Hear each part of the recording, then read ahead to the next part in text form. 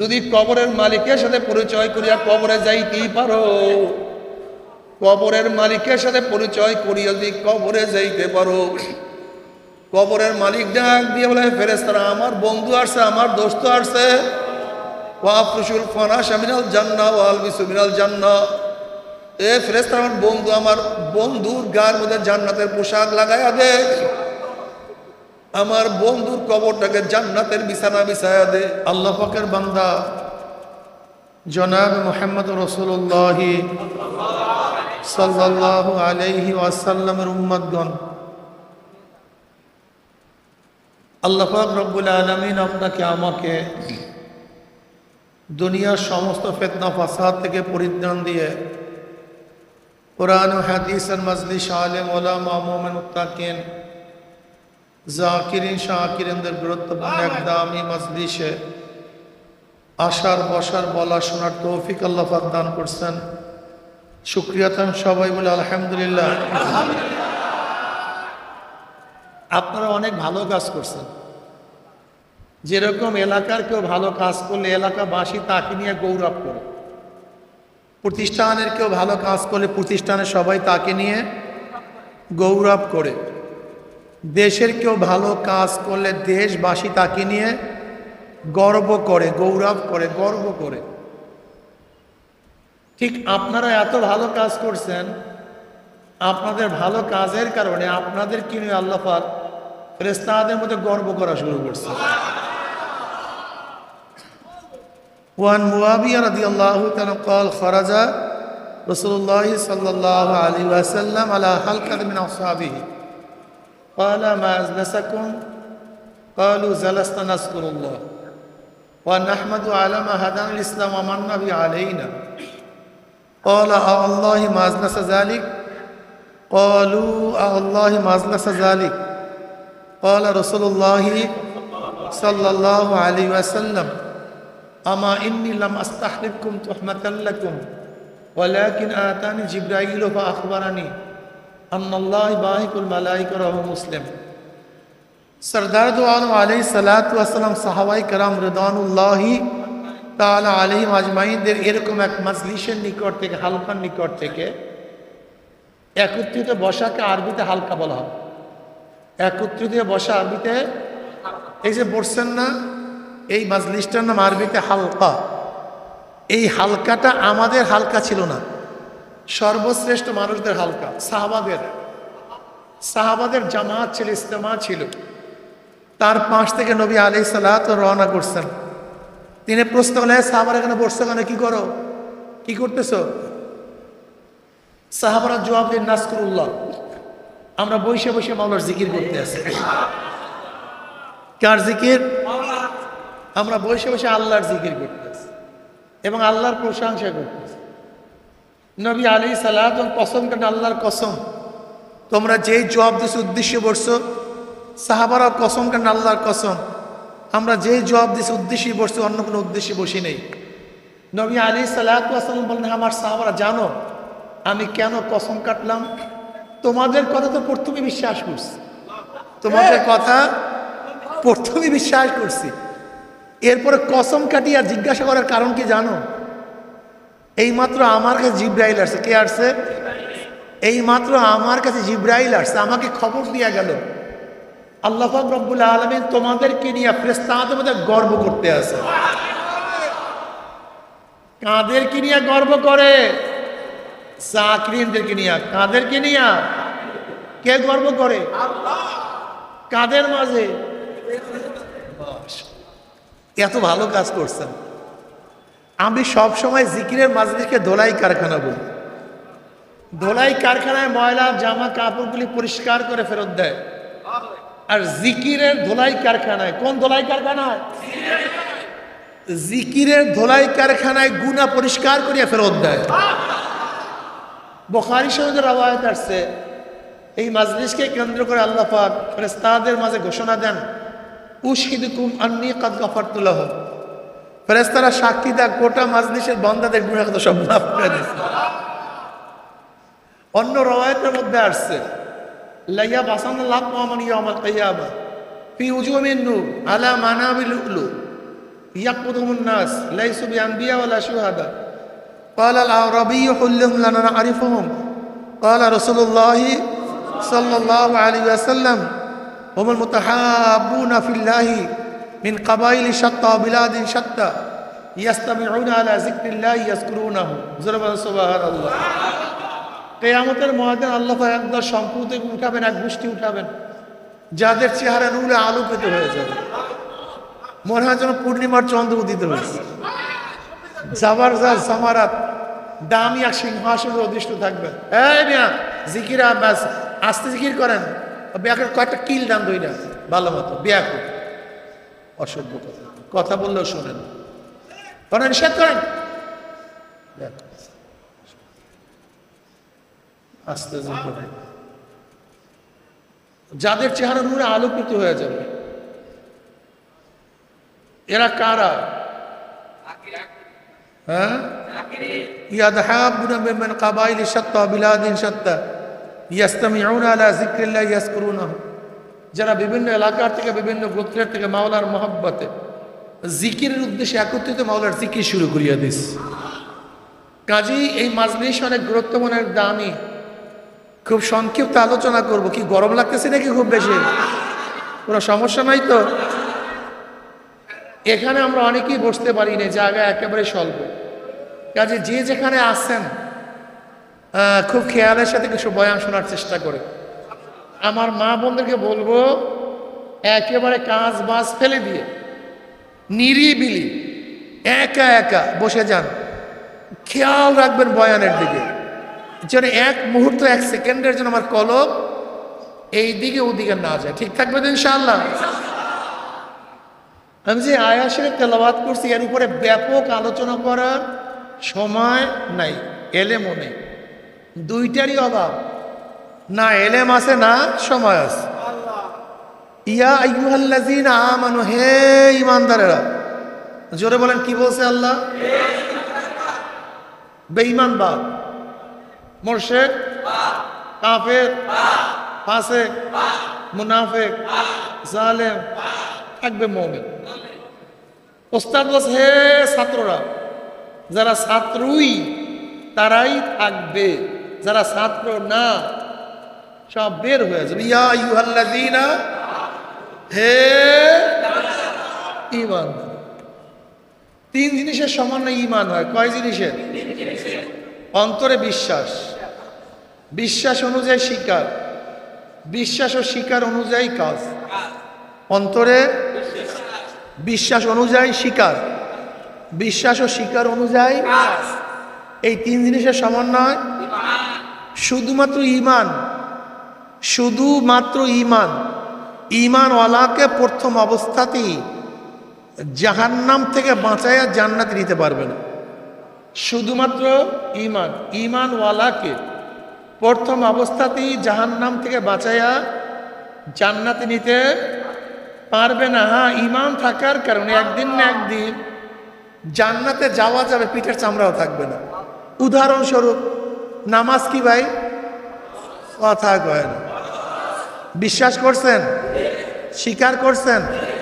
যারা নামাজ পড়েন না, এই শুধু নামাজের উপর ঈমান, নামাজ ফরজ বিশ্বাস করছি কিন্তু নামাজ পড়ি নাই, এই শুধু নামাজের উপর ঈমান, নামাজ না পড়ার শাস্তি থেকে বাঁচাতে পারবে না। রোজা কি? বিশ্বাস করছেন? স্বীকার করছেন? রোজা রাখলেন না, শুধু রোজার বিশ্বাস ঈমান। ঈমান শব্দের কত বিশ্বাস, ঈমানের শাব্দিক অর্থ শুধু রোজার উপরে ঈমানের বিশ্বাস, রোজা না রাখার শাস্তি থেকে বাঁচাতে পারবে না। কথাটা বুঝাতে পারিনি। পর্দা কি? বিশ্বাস করছেন, স্বীকার করছেন, কিন্তু পর্দা করলেন না। শুধু পর্দার উপরে ফরজ বিশ্বাস, পর্দা না করার শাস্তি থেকে বাঁচাতে। এই জন্য আল্লাহ পাক যেখানে ঈমানের কথা নিয়ে আসছেন সেখানে বলছেন নেক আমল। ইন্নাল্লাযীনা আমানু ওয়া আমিলুস সালিহাত, বলেন ইন্নাল্লাযীনা আমানু ওয়াল আসর ইন্নাল ইনসানা লাফি খুসর। পড়েন সামনে, ইন্নাল্লাযীনা আমানু ওয়াত-তিনি ওয়াজ-যাইতুনি ওয়া তুরি সিনিনা ওয়া হাযাল বালাদিল আমিন লাকাদ খালাকনাল ইনসানা ফি আহসানি তাকওয়িম সুম্মা রাদাদনাহু আসফালা সাফিলিন। পড়েন, দেখছেন, ইল্লাল্লাযীনা আমানু ওয়া আমিলুস সালিহাত, নিশ্চয়ই যারা ঈমান আনার পরে নেক আমল করবে। ফাকাত ঈমান, শুধুমাত্র ঈমানওয়ালাকে যদি বাঁচাইতেই পারত, তাহলে আল্লাহ পাক কি বলে, ইন্নাল্লাযীনা আমানু কানাত লাহুম জান্নাতুল ফিরদাউসি নুজুলা। নিশ্চয়ই যারা ঈমান আনবে আল্লাহ পাক তাদেরকে ফিরদাউস জান্নাত দিয়ে দিবেন। ঈমান একটা ভর্তির নাম। ঈমান কিসের নাম? যেরকম আপনি প্রতিষ্ঠানে আসছেন ভর্তি হওয়ার জন্য একটা ফর্ম দেওয়া হয়েছে, আপনি দেখলেন 1 থেকে এত পর্যন্ত শর্ত সারায়ের, এখানে ভর্তি হইতে গেলে এইটা লাগবে, সেইটা লাগবে। মুহতামিম সাহেব বললেন, আপনি কি রাজি? আপনি কি বললেন? রাজি। দস্তখত করলেন। আপনি কি হইলেন ভাই? কথা বলেন না কেন?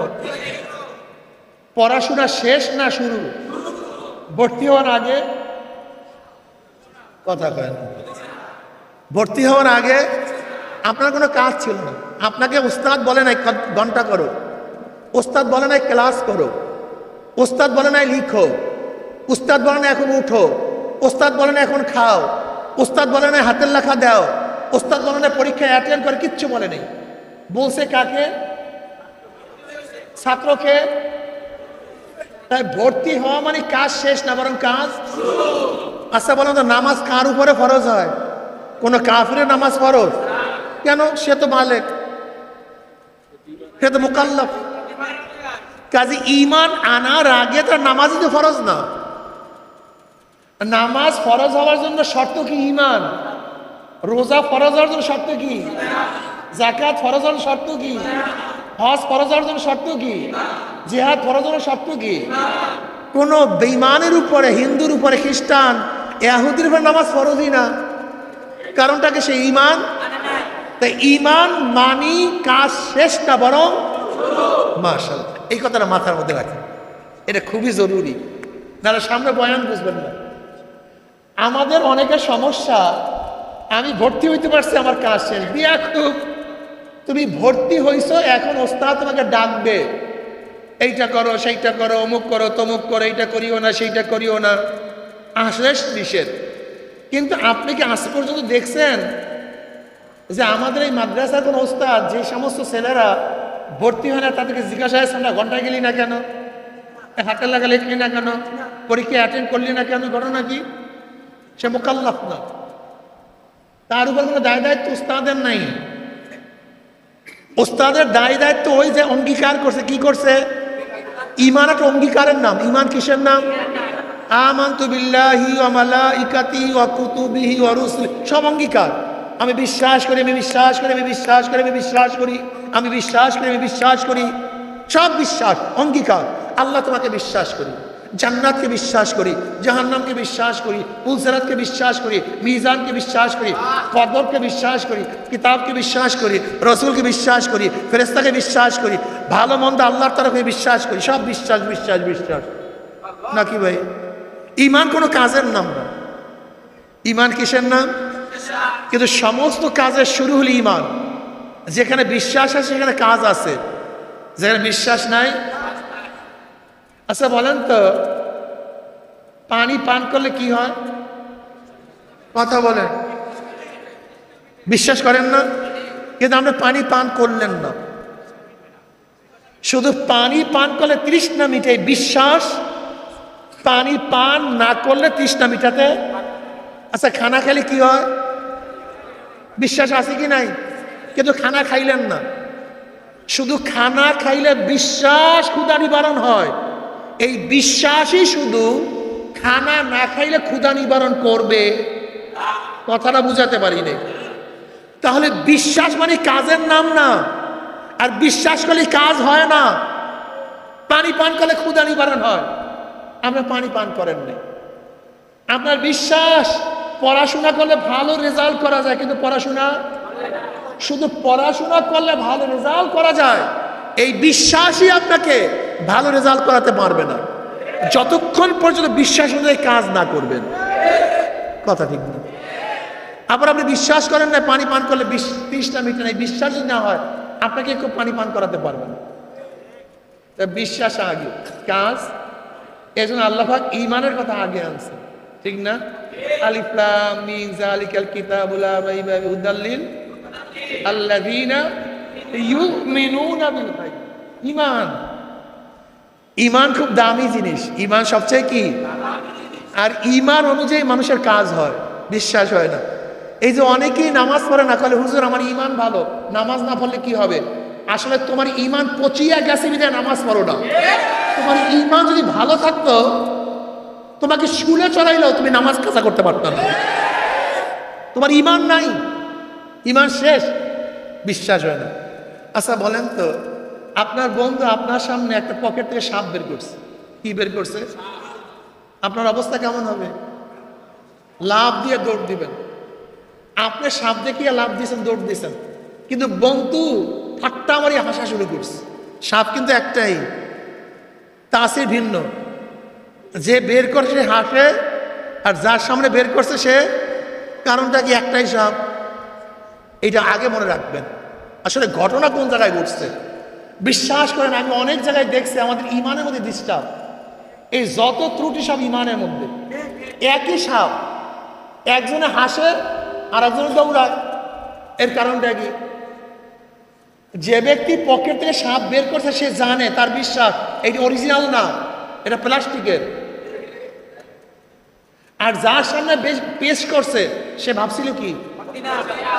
এই দুই ধরনের কাজ হওয়ার কারণটার পিছনে কারণটা কি ছিল? যার যেই রকমের বিশ্বাস তার কাজও। এবার বুঝাতে পারছি? এবার আসুন, এই আপনাদের ঢাকা জেলার এসপি সাহেব আপনার বাড়ির দরজায় আসছে রাত্র 3টার সময়, প্রচন্ড ঠান্ডার মধ্যে। এই যে সামনে শীত আসতেছে, এসপি সাহেব যুবক উঠছেন। কে? আমি এসপি। এই যে এই হাতির দিলে 100 ডুব দাও। কত ডুব? প্রচন্ড ঠান্ডা, মাইনাস ঠান্ডা, অবস্থা খুবই খারাপ। কত ডুব? যদি ডুব না দেয় তোকে 10 বছর জেলে ঢুকায় রাখবে। কয় বছর? বলেন তো, এই যুবক ডুব দিবে কি দেবে না? কেন? প্রচন্ড ঠান্ডা তো, শীত তো, কেন ডুব দিবে? কি বিশ্বাস আছে? এসপি সাহেব জেলে দিতে স্যার 100 না 500 ডুব দেব, কিন্তু জেলে যেতে পারবো না। কার ভয়ে? জোরে বলেন। এসপির উপরে বিশ্বাস আছে। আমার কথায় তো আপনি ডুব দিবেন না, আমি তো হুকুম দিছিলাম, ডুব দিলেন না কেন? ধরে না 100 ডুবের কথা আমাদের এই আব্দুল্লাহ ভাই বললো, এই যুবক 100 ডুব দাও, দেবেন? কারণটা কি? এই হুজুরে কাজ করতে পারবে না, এই হুজুরে জেলে নিতে পারবে না। এসপি সাহেব কথা বলেন, হুকুম কিন্তু দুজনের ছিল, কিন্তু একজনেরটা পালন করছেন আর একজনেরটা। কারণটা কি? জোরে বলেন। এবার আল্লাহ পাক ডাক দেয়, হাইয়া আলাস সালাহ হাইয়া আলাল ফালাহ, আয় নামাজের দিকে, আয় কল্যাণের দিকে। আপনি তখন ল্যাব মুড়া দিলেন কেন? আপনার বিশ্বাস যে আল্লাহ পাক বিচার করতে পারবে না। অথচ আল্লাহ পাক কালামে পাকের মধ্যে ফরমান, মা সালাকাকুম ফি সাকার ক্বালু লাম নাকু মিনাল মুসাল্লিন। সাকার একটা জাহান্নামের নাম। এক কপাল পরা বদনসি, এই জাহান্নামে কেন আসছো? কোন জিনিসে তোদেরকে নিয়ে আসছে? ক্বালু লাম নাকু মিনাল মুসাল্লিন। ওই জাহান্নামীরা বলবে, আল্লাহ আমরা 2 রাতে নামাজ পড়তাম না। কি পড়তাম না? নামাজ না পড়লে ডাইরেক্ট জাহান্নাম। নামাজ না পড়লে আপনি নামাজ পড়েন না কেন? বলেন, কথা কয় না। আর আপনি ভাবছেন হুজুর আমি নামাজ না পড়লে কি হবে? ঈমান ঠিক আছে, বাট ঈমান নাই রেখে তো নামাজ পড়ো না। যার ঈমান আছে সে নামাজ না পড়িয়ে পারে, জীবন যেতে পারে, জীবন যেতে পারে, জীবন চলিয়া যেতে পারে, কিন্তু যার বিশ্বাস সে নামাজ কাজা করতে পারে না,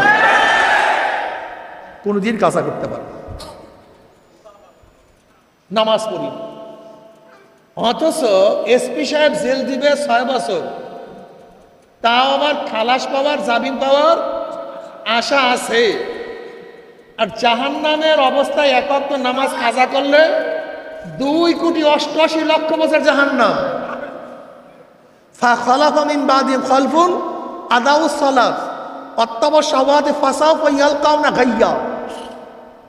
এরপরেই এমন এক জাতি জন্মগ্রহণ করলো আদাউস সালাত, তারা নামাজকে জয় করিয়া দিছে। কি করিয়া দিছে?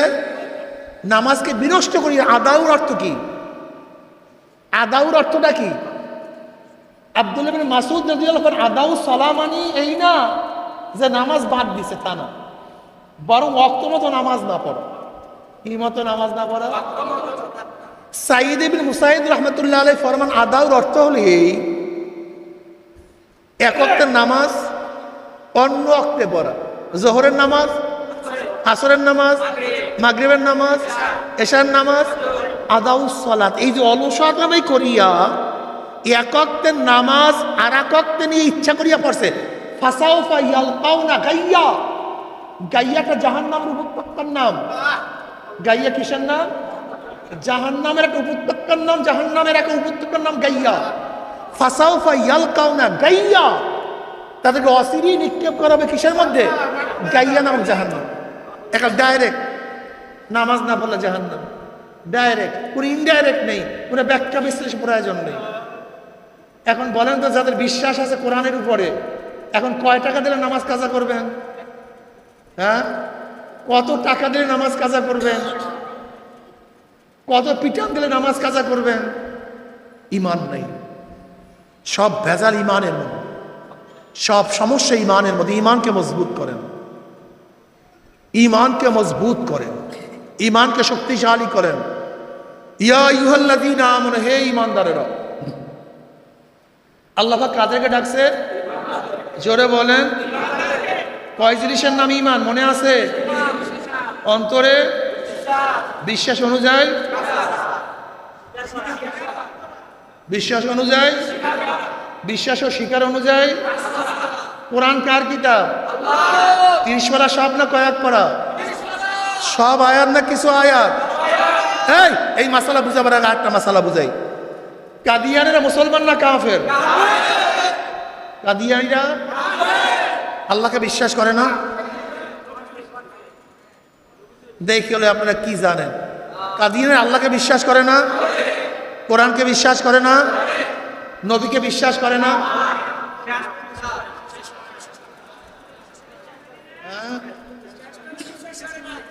আল্লাহকে বিশ্বাস করে, কোরআনকে।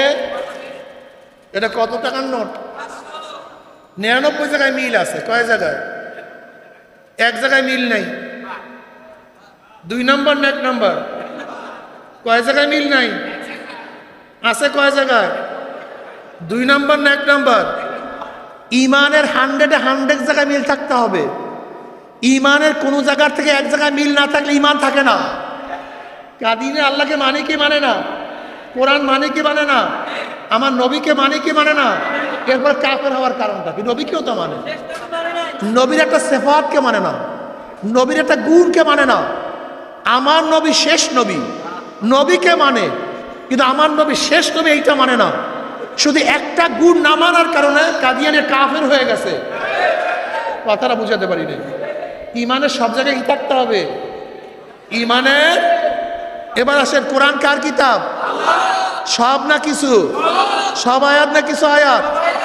কোন এক ব্যক্তি কোরআনের সব মানে, একটা আয়াত যদি না মানে, এই মাসালার ভালো মতো ইমান আগে ঠিক রাখেন।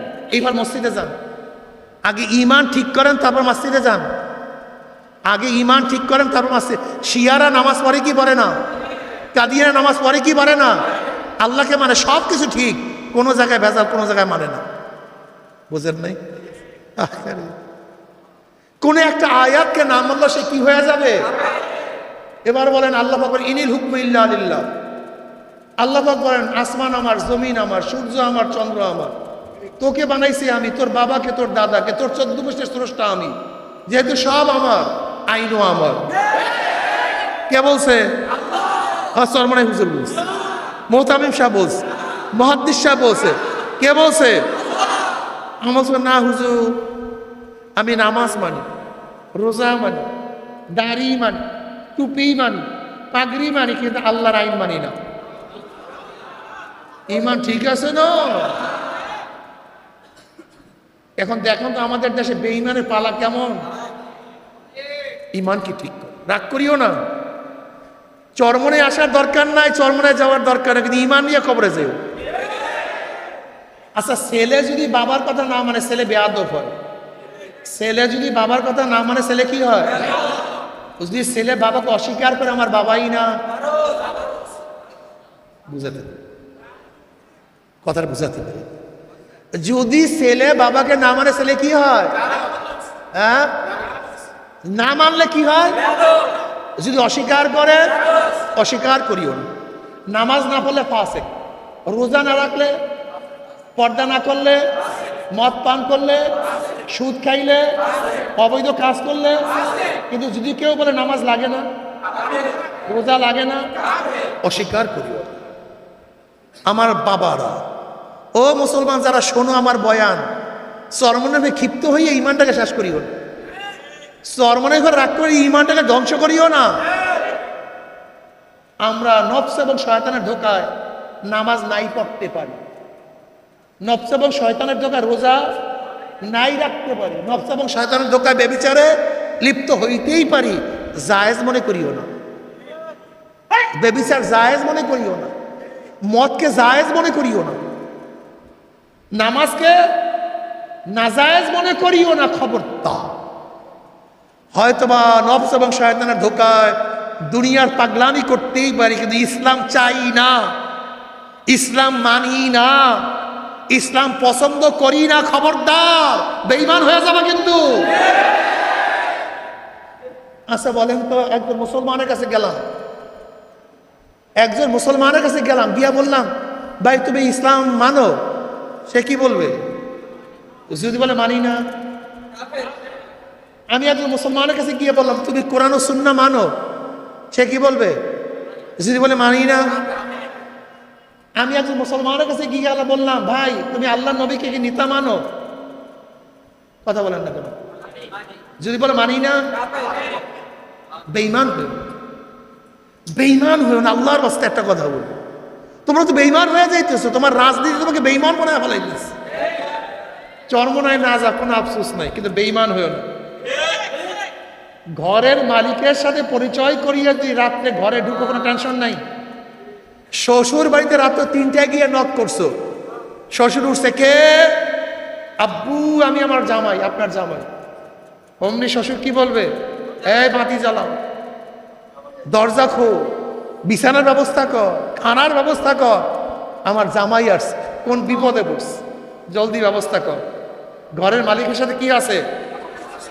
কি আছে? যত রাত্রে ঢুকো কোনো টেনশন। যদি ঘরের মালিকের সাথে পরিচয় না থাকে, যদি নক করো কে, পরিচয় দিতে পারবা না, অমনি চোর ডাকাত ধর মার গুন্ডা বদমাস।